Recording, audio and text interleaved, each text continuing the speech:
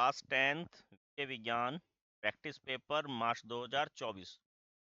तो आज हम सेट सी पढ़ेंगे और सेट सी में उसी तरह पहला पोर्शन है, सिक्स का पोर्शन होता है। क्वेश्चन नंबर फर्स्ट देखिए, चित्र में दिए अनुसार कोई इलेक्ट्रॉन किसी चुंबकीय क्षेत्र के लंबवत प्रवेश करता है। अगर ये लंबवत प्रवेश कर रहा तो ये क्या हो गया, 90 डिग्री का एंगल हो गया। इलेक्ट्रॉन पर आरोपित बल की दिशा क्या होगी? दाईं ओर, बाईं ओर, कागज से बाहर की ओर और कागज के भीतर की ओर। कागज के भीतर की ओर की, क्योंकि वो सब एक दूसरे के लंबवत होती। An electron enters a magnetic field at a right angle to it as shown in the figure. The direction of force acting on the electron will be, क्या बताया मैंने आपको, the right, the left, out of the page और into the page. Into the page होगा। क्या होता है जब एक परिपथ के विद्युन्मय तार तथा उदासीन तार दोनों सीधे संपर्क में आ जाते हैं? बोलते हैं, पिघलते हैं, अति भारण होगा या इनमें से कोई नहीं। What happens when live wire and neutral wire of a circuit comes in direct contact? Live wire में धनात्मक और न्यूट्रल ऋणात्मक। जब ये ऋणात्मक और धनात्मक आपस में अगर संपर्क में आ जाएं तो क्या होगा? बॉइलिंग होगा, मेल्टिंग होगा, ओवरलोडिंग होगा या नन ऑफ दीज। मैंने आपको प्रश्न पत्र जब बी सॉल्व कराया था तब ये हल कराया था, आप उसको ध्यान से देखें एक बार, उसमें आपको इसका आंसर जरूर मिलेगा। ये मैं यहाँ छोड़ रहा हूँ। और देखिए, जल का अपवर्तनांक डैश है। The refractive index of water is, कितना होता है? 1.33। कितना होता है ये? 1.33। लेंस का प्रकार क्या होगा यदि इसकी फोकल लेंथ -40 सेंटीमीटर है? हमने केवल प्रकार बताना है। अवतल लेंस होगा ये, कॉनकेव लेंस, अवतल। ठीक है, तो कॉनकेव लेंसेज होते हैं, उनकी जो फोकल लेंथ है वो माइनस में होती है। फिर वही हमारे पास असर्शन का क्वेश्चन है, किसी धातु के चालक में विद्युत धारा प्रवाहित करने पर के चारों ओर चुंबकीय क्षेत्र उत्पन्न होता है। क्या ये बात ठीक है? ठीक है, जब धारावाही चालक के चारों ओर विद्युत धारा प्रवाहित करेंगे तो उसमें चुंबकीय क्षेत्र उत्पन्न होता है। विद्युत धारावाही चालक से संबंध चुंबकीय क्षेत्र की दिशा वाम हस्त अंगुष्ठ नियम द्वारा दी जाती है। अब क्या बोला? धारावाही चालक से संबंध चुंबकीय क्षेत्र की दिशा, ये गलत है बात। अब क्या हो गया? ए सत्य हो गया, आर असत्य हो गया। ऐसा ऑप्शन हमारे पास कौन सा है? ऑप्शन सी, ए सत्य है और आर असत्य है।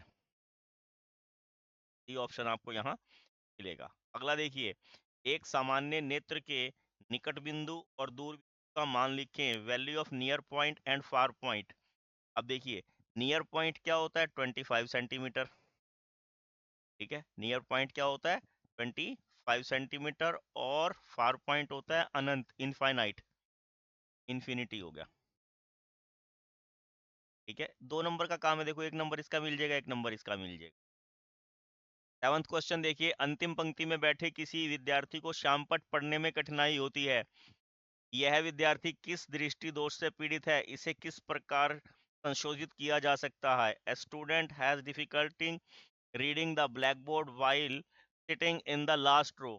What could be the defect the child is suffering from? How can it be corrected? क्या दोष हो सकता है? निकट दृष्टि दोष। आपने ध्यान रखना है, क्या दोष होगा उसको? निकट दृष्टि दोष। और निकट दृष्टि दोष के उपचार के लिए हम क्या करते हैं? अवतल लेंसों का प्रयोग करते हैं। अवतल लेंस का प्रयोग किया जाएगा, ध्यान रखें। और को हम कॉनकेव लेंस के द्वारा ठीक कर सकते हैं। 2 नंबर का प्रश्न था, देखिए, व्याख्या करें कि स्वच्छ आकाश का रंग नीला क्यों होता है। अब दोस्तों, आपने क्या ध्यान रखना, तो लाल रंग का प्रकाश होता है की तरंग दैर्ध्य नीले रंग के प्रकाश की अपेक्षा 1.8 गुना होती है। ठीक है, और सूर्य का जो प्रकाश होता है जब वायुमंडल में से गुजरता है तो वायु के कणों के कारण लाल रंग की अपेक्षा नीला रंग बहुत ज्यादा प्रकीर्णित होता है, और बहुत अधिक प्रकीर्णन होने के कारण आकाश हमें नीला दिखाई देता है। आकाश प्रकीर्णन के कारण जो है हमें आकाश नीला दिखाई देता है। ठीक है, क्वेश्चन नंबर ए देखिए, कोई 4 सेंटीमीटर साइज का बिंब, अब यहाँ एक एक चीज लिख लेनी है, इस चीज के सब के बार बार बता रहा हूँ, पिछले प्रश्न में ही बताया था, नंबर मिलने हैं। अब साइज है यानी कि h क्या है हमारे पास 4 सेंटीमीटर। बिंब किसी वस्तु किसी 15 सेंटीमीटर फोकस दूरी के, अब f जो है 15 सेंटीमीटर है, अवतल लेंस दर्पण, अवतल दर्पण है तो माइनस 15 सेंटीमीटर लेंगे। से मैं दोबारा देखिए, कोई बस 4 सेंटीमीटर साइज का बिंब किसी 15 सेंटीमीटर फोकस दूरी के अवतल दर्पण से 25 सेंटीमीटर की दूरी पे रखा है, यानी कि क्या दिया हुआ है 25 सेंटीमीटर, यानी कि माइनस 25 सेंटीमीटर। प्रतिबिंब की दूरी तथा साइज ज्ञात कीजिए। हमने v निकालना है और h डैश निकाल, ठीक है, 4 सेंटीमीटर और f है हमारे पास माइनस 15 सेंटीमीटर और u है वस्तु माइनस 25 सेंटीमीटर। अब दर्पण है, दर्पण का सूत्र होता है 1/v प्लस 1/u बराबर 1/f। अब 1/v as it is, 1/u की वैल्यू है -25 और f की वैल्यू है -15। 1/v एज इट इज 1/15 और ये -1/25 पर जाके प्लस का हो जाएगा, ठीक है। और आपके पास क्या आ जाएगा अब 1/v इक्वल टू, एलसीएम निकालेंगे कितना आएगा 75, ठीक है। और 15 से 15 5 75 और 25 से भाग करा 25 तिया 75 और यह आ जाएगा 1/v -2/75, यानी कि प्रतिबिंब जो है -75/2 सेंटीमीटर पर बनेगा, ठीक है। अब हमने निकालना है इसका प्रतिबिंब की ऊंचाई, यानी कि h डैश इक्वल टू क्या आ जाएगा -v/, h डैश मुझे फाइंड आउट करना है। h मेरे पास 4 है और v है -75/2 और u है मेरे पास -25। अब सॉल्व करने का तरीका आपने ध्यान रखना है, h' और कर लेते हैं -75 बटे -25 और 2 यहाँ लिख लेते हैं, 25 या 75, माइनस से माइनस को कटा हुआ दिखाएंगे और ये आ जाएगा, यहाँ 4 भी लिखना था, 4 लिखना रह गया, ये h' इज इक्वल टू 3/4/2, 2 से 4 को काट दो 2, h' आ गया 6 सेंटीमीटर, ठीक है ना। और प्रतिबिंब की ऊंचाई कितनी आ जाएगी 6 सेंटीमीटर। अब आपको पता लग गया क्या क्या पूछा था इन्होंने, प्रतिबिंब की ऊंचाई पूछी थी और प्रतिबिंब की, यहाँ निकल के 3 नंबर का काम हमारा ये कंप्लीट हो जाए। 9th देखिए, 4 ओम 8 ओम 12 ओम और 24 ओम प्रतिरोध की 4 कुंडलियों को किस प्रकार संयोजित करें कि संयोजन से अधिकतम और न्यूनतम प्रतिरोध प्राप्त हो। What is the highest and lowest total resistance that can be put by combination of 4 coils of resistance 4 ohm 8 ohm 12 ohm and 24। अधिकतम के लिए दोस्तों को हम श्रेणी क्रम में लगाते हैं, अधिकतम के लिए काहे में लगाते हैं श्रेणी क्रम में, यानी कि सीरीज में। सीरीज में कैसे जुड़ेगा, बिल्कुल सिंपल, 4 जमा 8 जमा 12 जमा 24 कितना हो जाएगा 48 ओम, ठीक है। और निम्नतम के लिए, लोएस्ट के लिए हम क्या करते हैं, इसको पैरेलल में जोड़ते हैं, यानी कि पार्श्व क्रम में। 1/4 प्लस 1/8 प्लस 1/12 प्लस 1/20। अब 24 एलसीएम आ जाएगा 6 जमा 3 जमा 2 जमा 1, 6 और 3 9 और 2 11 और 1 12, 12/24 और कट कर दोगे 1/2, यानी कि टोटल कितना आ जाएगा, मैक्सिमम 48 बनेगा इसका और मिनिमम 2 ओम बनेगा, ठीक है।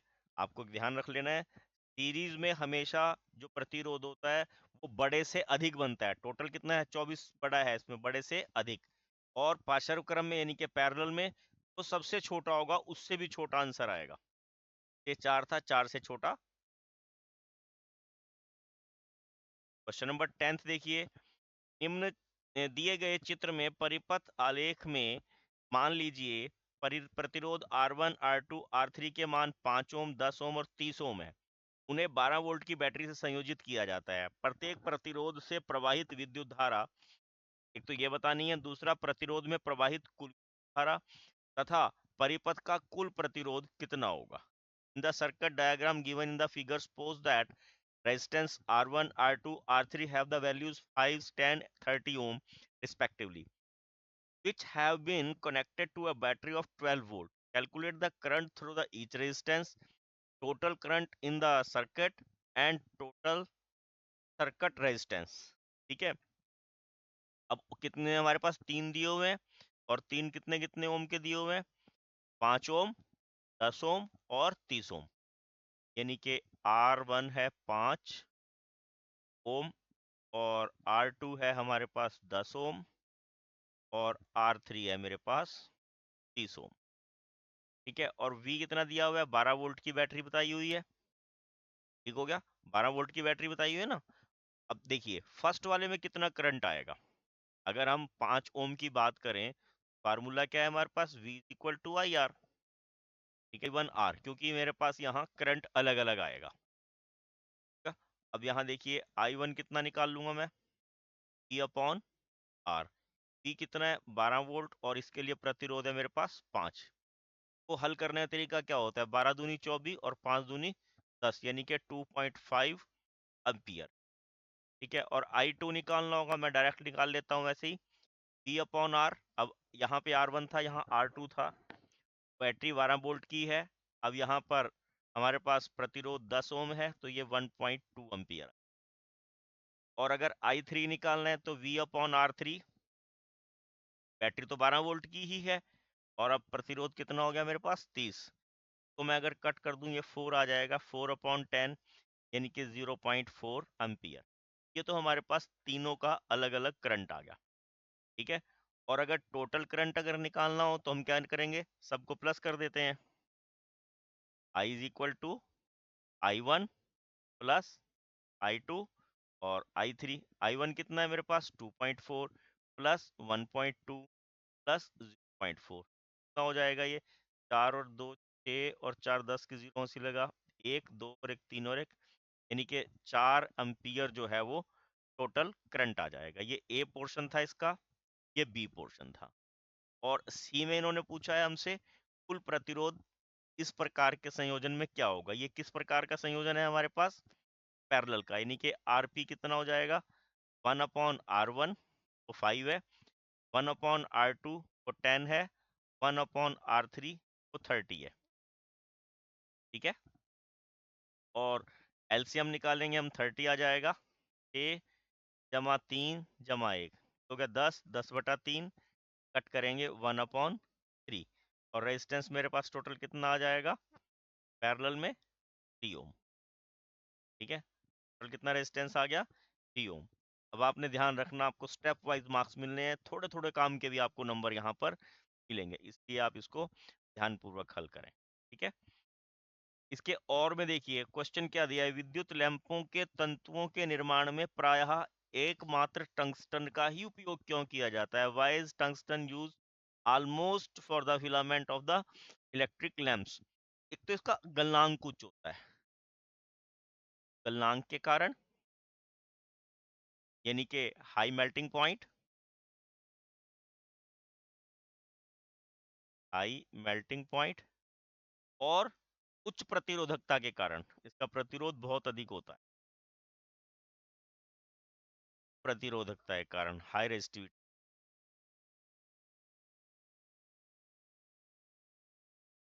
ठीक है, जो उच्च प्रतिरोध होने के कारण इसके अंदर ज्यादा विद्युत रुकेगी और ये चमकेगा। है ना, गलनांक बहुत अधिक ताप पर भी ये गलता नहीं, और इसका प्रतिरोध बहुत अधिक होता है, इसीलिए यहाँ पर हम विद्युत लैंपों में टंगस्टन का उपयोग करते हैं। इसी का बी पार्ट है, विद्युत तापन युक्तियां जैसे ब्रेड, टोस्टर, विद्युत इस्त्री के चालक शुद्ध धातुओं के स्थान पर मिश्र धातुओं के क्यों बनाए जाते हैं। Why are the conductors of electric heating devices such as bread toaster and electric irons made of an alloy rather than a pure metal? Pure metal की बजाय क्यों लगाते हैं? क्योंकि इनका प्रतिरोध अधिक होता है। बस आपको एक शब्द से ही नंबर मिल जाएंगे, लाइन बना के लिखनी है आपने। इनका प्रतिरोध अधिक होता है, रेजिस्टिविटी इनकी ज्यादा होती है ना। मिश्र धातुओं की रेजिस्टिविटी प्रतिरोध अधिक होता है, इस कारण इनका उपयोग जो है तापन युक्तों के में एलिमेंट के रूप में किया जाता है। बस इतना आपको यहाँ पर्याप्त आंसर होगा। अगला देखिए, इसके इन्होंने 5 पार्ट अलग अलग किए हुए हैं। घरेलू विद्युत परिपथों में श्रेणी क्रम का उपयोग क्यों नहीं किया जाता? ये बहुत सारे इससे पिछले प्रश्न पत्र में भी हमने किए थे। श्रेणी क्रम में इसलिए नहीं किया जाता, श्रेणी क्रम का मतलब होता है कि मान लो एक कमरा है, एक कमरे में सारे बल्ब भी, मान लो ये बल्ब लगा हुआ है और पंखा है, ये सब के सब पंखा बल्ब ट्यूब एक ही बटन से ऑन होए और एक ही बटन से ऑफ होए, उसे बोलेंगे हम श्रेणी क्रम। अब श्रेणी क्रम में करने से क्या होगा, हम हर एक उपकरणों को स्वतंत्रता पूर्वक ऑन या ऑफ नहीं कर। अब मान लो सर्दी है, अब सर्दी में हमें पंखे की जरूरत नहीं है, अगर श्रेणी क्रम में होगा तो पंखा चलेगा, बेकार है वो तो, जरूरत ही नहीं है हमें उसकी। अगर इसमें एक उपकरण खराब हो जाए तो बाकी कोई भी नहीं काम करने के, जैसे आपने दिवाली पर लड़ियां देखी होंगी, अगर एक बल्ब खराब हो जाए तो पूरी लड़ी बेकार हो जाती है ना। तो यहाँ पे क्या बताया मैंने आपको, प्रत्येक उपकरण को स्वतंत्रता पूर्वक ऑन ऑफ नहीं कर सकते, एक खराब हो जाए तो बाकी काम नहीं कर सकते, ठीक है। सबको बराबर मात्रा में विद्युत नहीं मिलती, ओवरलोडिंग का खतरा बना रहता है, बहुत से उपयोग है, कोई एक कारण आपने यहाँ लिख देना है। देखो, किसी तार का प्रतिरोध की अनुप्रस्थ काट के क्षेत्रफल में परिवर्तन के साथ किस प्रकार परिवर्तित होता है? How does the resistance of wire vary with the area of cross section? क्या याद रखना आपने, R is inversely proportional to area of cross section. अगर एरिया बढ़ेगा, अगर एरिया बढ़ेगा तो प्रतिरोध घटेगा, उल्टा होता है, बस यहाँ ये ध्यान रखना है। अगर एरिया बढ़ेगा तो प्रतिरोध घटेगा, अगर area area of cross section घटेगा तो प्रतिरोध बढ़ेगा। जितनी मोटी तार होगी उसका प्रतिरोध उतना कम होगा। यही कारण है जब करंट को एक स्थान से दूसरे स्थान तक ज्यादा दूरी पे ले जाना पड़ता है तो मोटी तारों का इस्तेमाल किया जाता है, ठीक है। अगला देखिए, विद्युत संचारण के लिए कॉपर और एल्युमिनियम के तारों का उपयोग क्यों किया जाता है? Why are copper and aluminium wire usually employed for electric transmission? क्योंकि इनकी चालकता अधिक होती है, ये अधिक सुचालक होते हैं। बस आपने इतना सा लिख देना तो आपके लिए पर्याप्त रहेगा, ठीक है। क्या ध्यान रखना, क्या बताया मैंने आपको, इनकी चालकता अधिक होती है, गुड कंडक्टर होते हैं इलेक्ट्रिसिटी के, ठीक है ना। इनकी जो प्रतिरोध क्षमता है वो भी कम होती है, ठीक है, कम प्रतिरोध होता है, ठीक है। और ये अच्छे कंडक्टर होते हैं, क्या बोलेंगे इनको, अच्छे चालक, ठीक है। एक सस्ते भी होते हैं ये भी ध्यान रखना हमने, बहुत सारे कारण हैं, एक नंबर में कुछ भी एक लिख देंगे तब भी आपको टीचर नंबर दे देंगे। वैसे तो मैंने आपको 3 बता दिए यहाँ, है ना। अगला देखिए, अब सेक्शन बी में देखिए, जब तनु हाइड्रोक्लोरिक अम्ल को कॉपर ऑक्साइड के साथ मिलाया जाता है तो उत्पाद का रंग क्या होगा? लाल नारंगी, हरा पीला, नीला हरित या काला? What is the color of product when dilute hydrochloric acid is mixed with the copper oxide? Red orange, green yellow, green या black? अब यहाँ देखिए, कॉपर ऑक्साइड जो है वो, कॉपर ऑक्साइड जब हाइड्रोक्लोरिक एसिड के साथ मिलेगा तो ये नीला हरा यानी कि नीला हरित कलर जो है ये शो करेगा, ठीक है।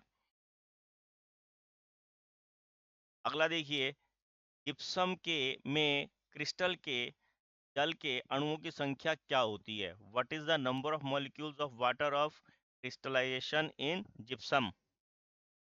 अब जिप्सम का सूत्र आपको याद रखना है, कैल्शियम सल्फेट डाइहाइड्रेट, ये एक्चुअल में जिप्सम का नाम होता है, ठीक है। और इसमें कितने अणु होते हैं जल के? कितने होते हैं?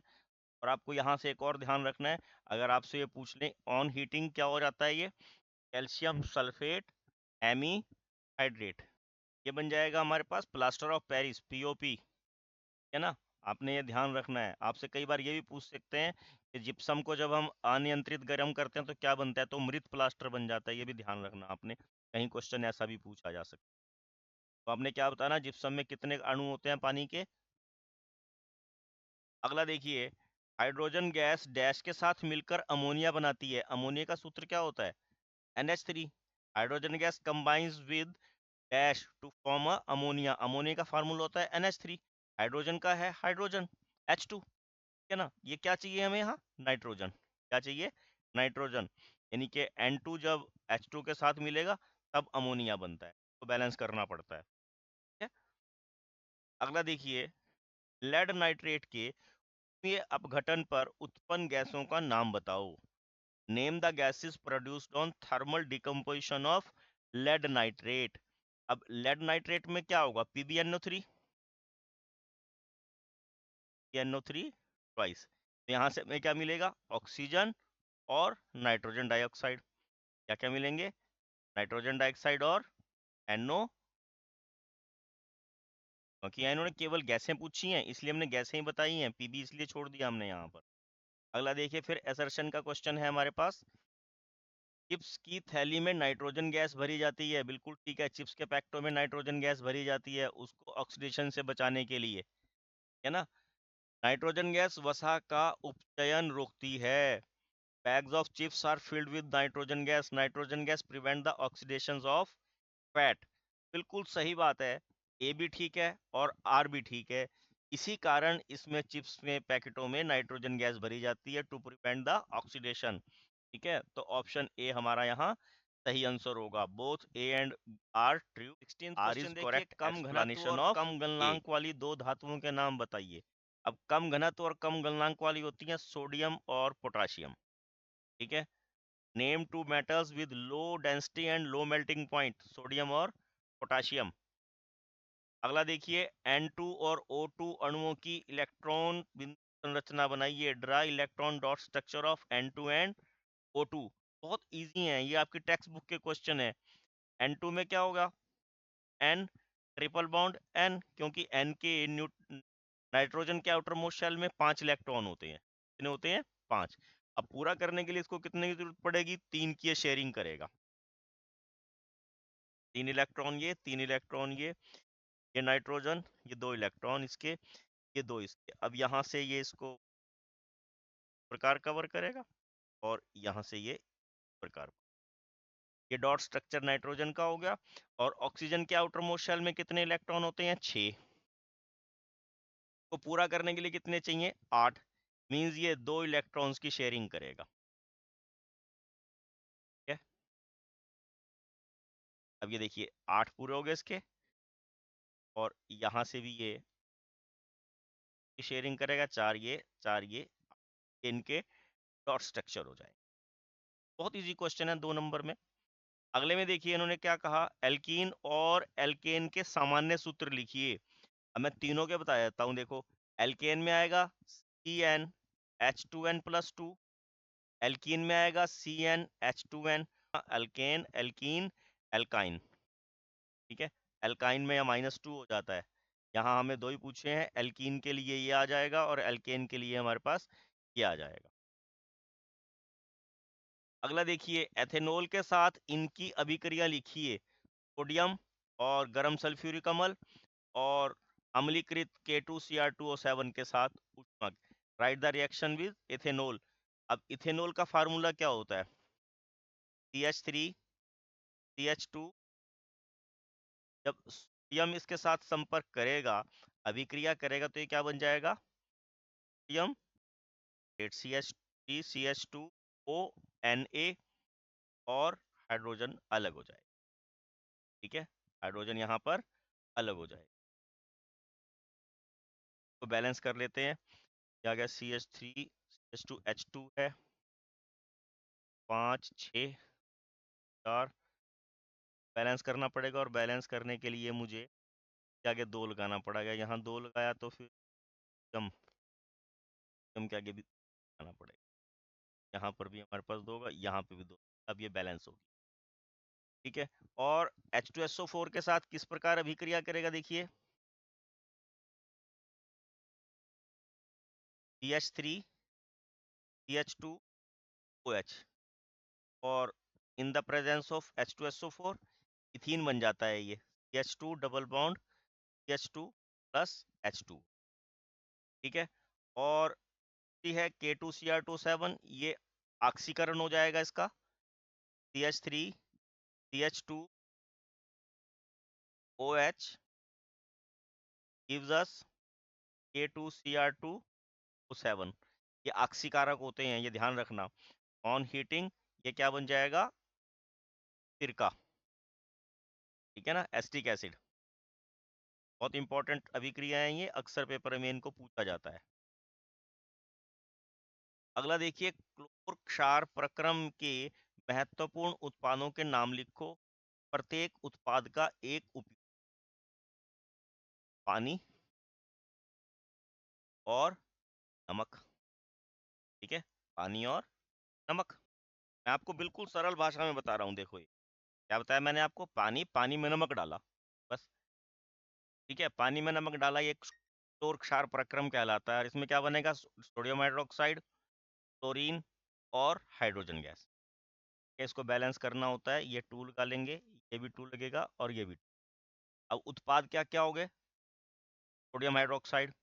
अब सोडियम हाइड्रोक्साइड का उपयोग कहाँ कहाँ करते हैं? साबुन बनाने में, अपमार्जक बनाने में, कागज उद्योग में इसका उपयोग करते हैं।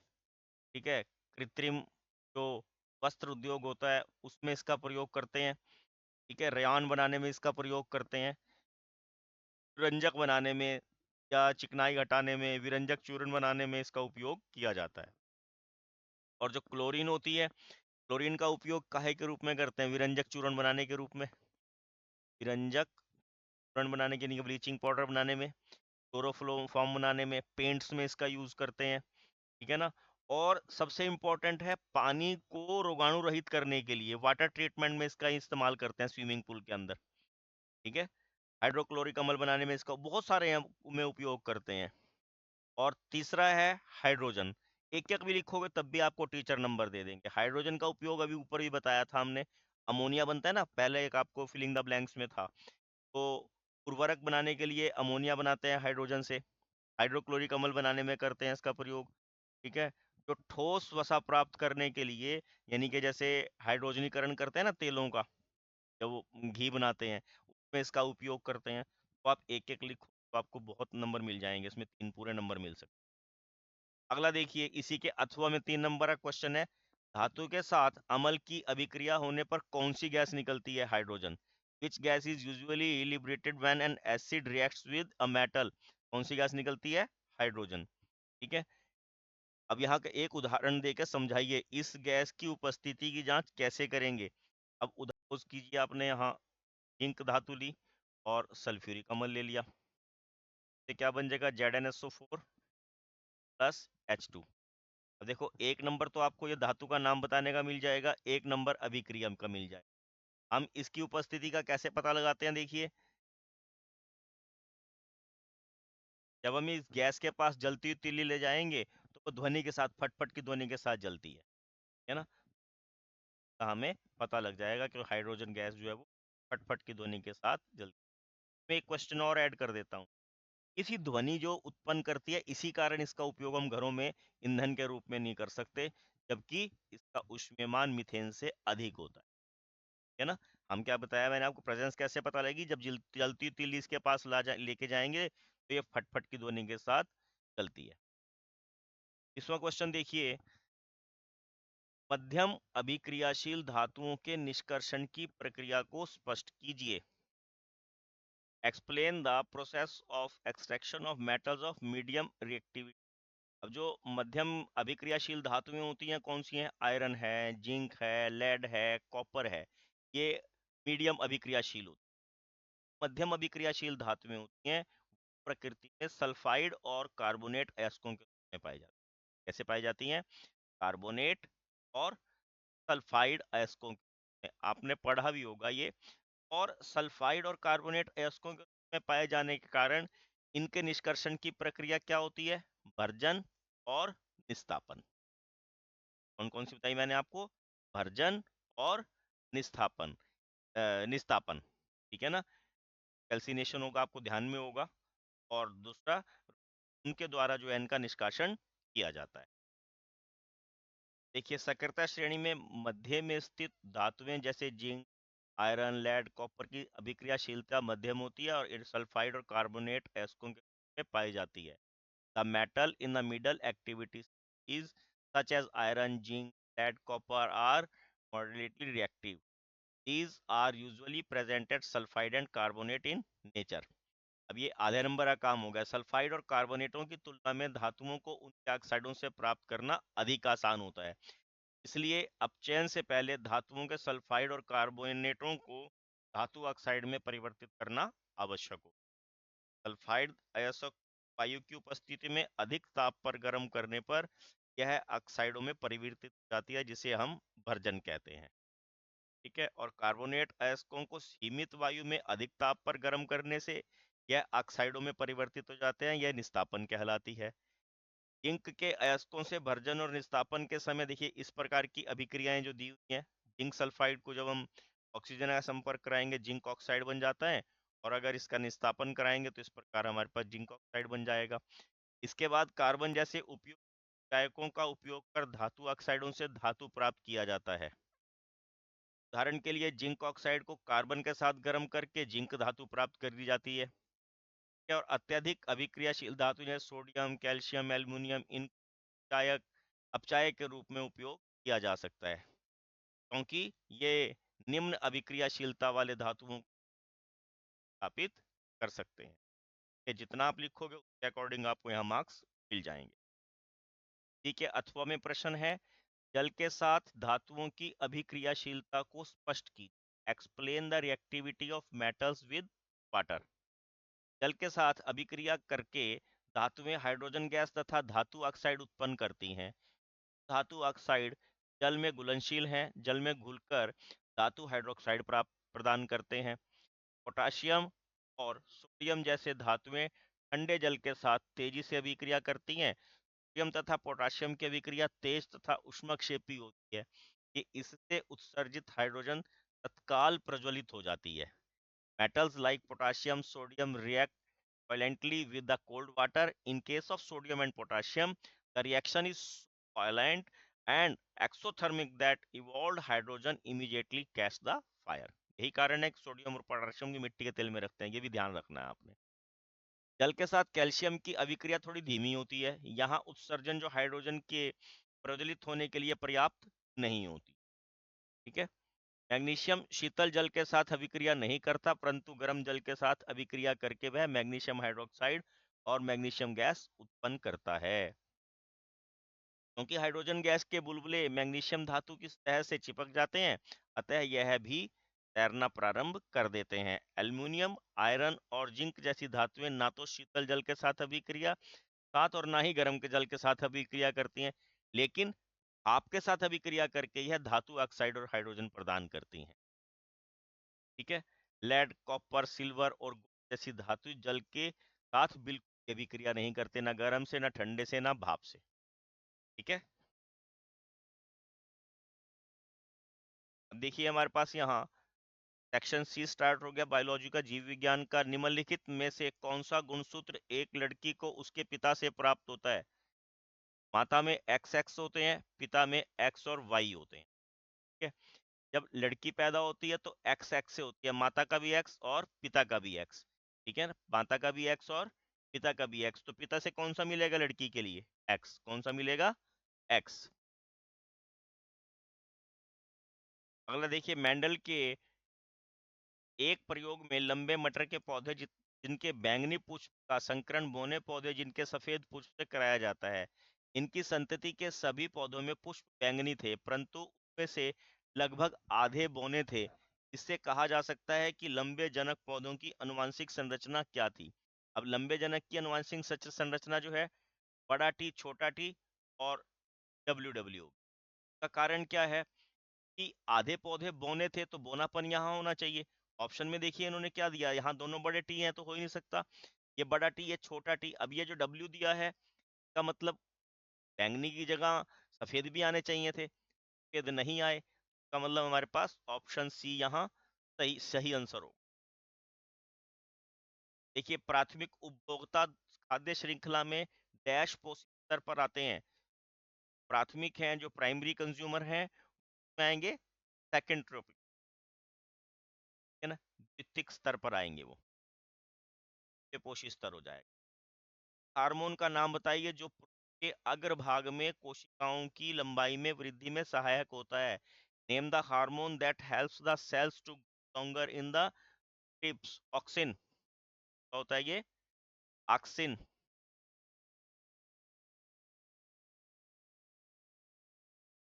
अगला फिर एसर्शन का क्वेश्चन है एक।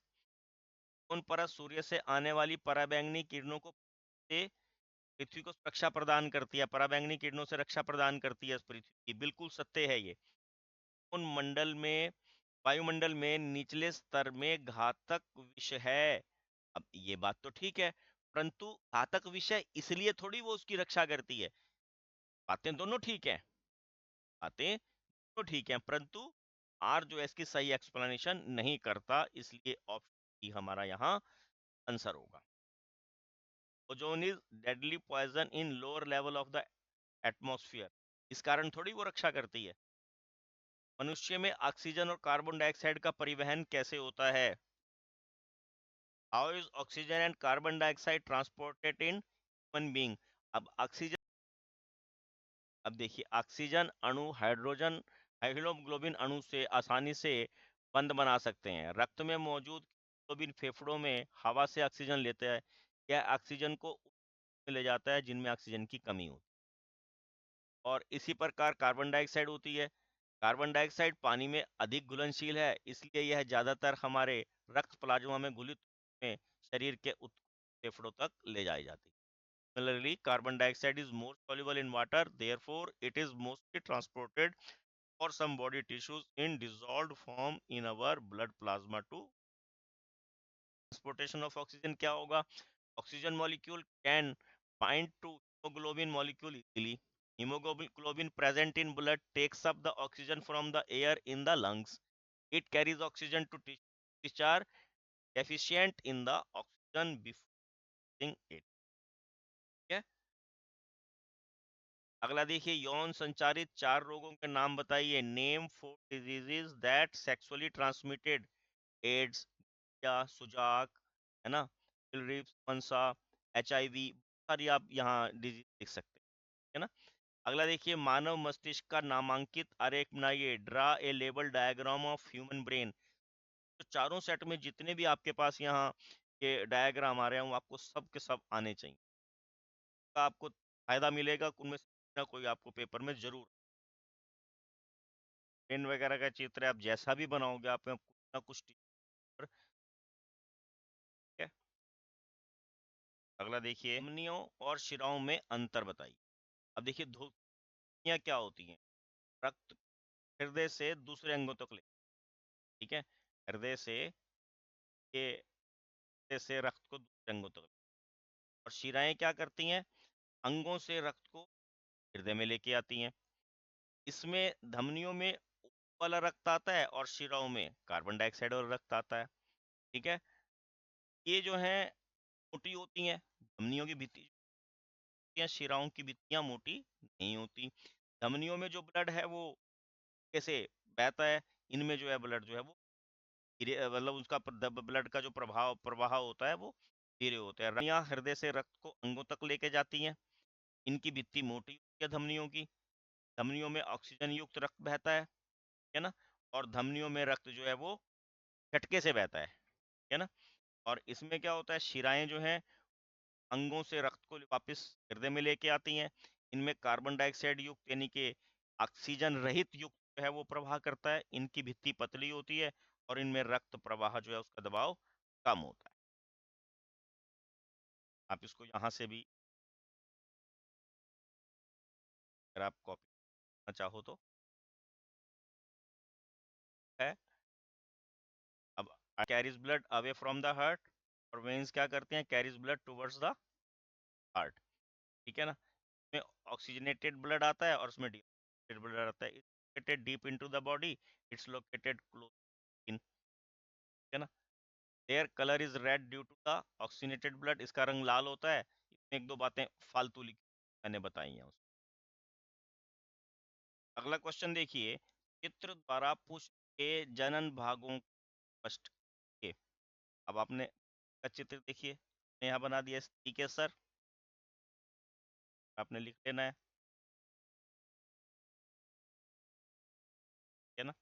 त्रिकेसर के ये भाग हो गए वर्तिकाग्र,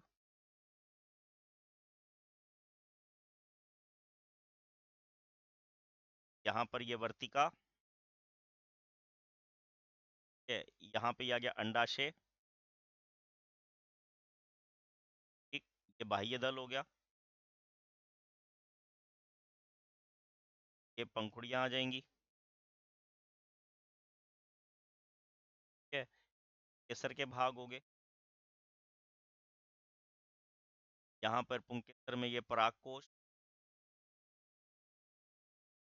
ये हमारे पास आ गए पराग तंतु, है ना, खाली तंतु लिखते हैं इसको हम, आपको यहाँ पर ये चित्र भी बनाना आना चाहिए। अब इसके अथवा इसके 3 भाग हैं, जनन अंग कौन से होते हैं, पुंकेसर और इसके जनन भाग हैं जिनमें जनन कोशिकाएं होती हैं। Stems and pistil are the reproductive parts of the flower which contains the germ cells. केसर नर जनन अंग होता है जिसमें परागकण बनते हैं, इसके अंदर परागकण। त्रिकेसर पुष्प के केंद्र में अवस्थित होता है, यह पुष्प का मादा जनन अंग होता है, ये 3 भाग होते हैं, है ना। आधार पर उभरा हुआ भाग अंडाशय, हमने मार्किंग करके बताई थी, मध्य में लंबा भाग वर्तिका होता है और शीर्ष में भाग है वो वर्तिकाग्र होता है, ये प्रायः चिपचिपा होता है। ये कैसा होता है, ये चिपचिपा होता है, ध्यान रखिए। Still is present in the center of a flower and is female reproductive part of it, is made of 3 parts. The swollen bottom part is hairy and middle illuminated part is style and the terminal part which may be sticky is stigma.